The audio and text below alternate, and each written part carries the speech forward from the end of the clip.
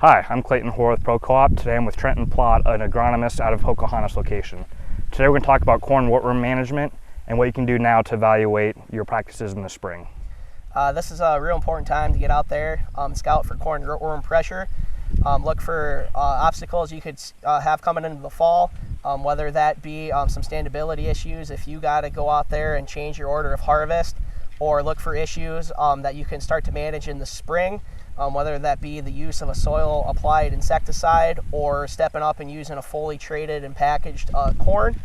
One of the first things you're going to want to do is go out there and dig a 6-inch root ball on some plants throughout the field. Do a bucket soak, get that dirt soaked and break it apart. And if there's any larvae in that soil, they're going to float to the top.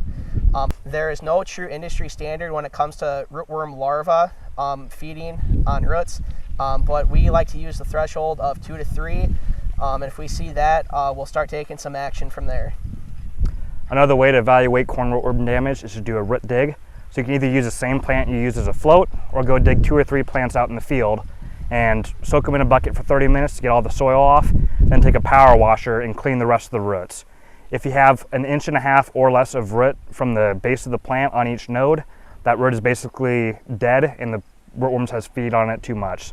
So if the full node is missing, that'll be a full point, and for every percentage of the node missing, you have a decimal there. So if you have 1 point or more, it's time to consider doing something more in the spring to combat the rootworm pressure. Another way to note it when it's time to start scouting for rootworms is if the lightning bugs are out. They're on the same GDU cycle as rootworm beetles. So if you have lightning bugs in your grass or out at night, it's time to go in your fields and evaluate if there's any pressure in your cornfields. Another way to identify rootworm beetles is westerns will have 3 stripes running in the shape of a W on their back of the adult beetles, and the northerns will be green, they're green bodies.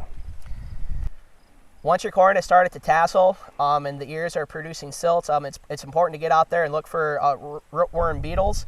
You go out there and see if they are feeding on the silts. The rootworm beetles will sit there and eat the silts back real close to the ear itself, and you'll start having pollination, germination problems in those plants, and it can really start affecting the yield real fast. And at that point, it's going to be important to evaluate if you do need to go out there with an insecticide and take care of that issue. If you have any questions on corn rootworm feedings in your field, feel free to reach out to your local Pro Co-op agronomist.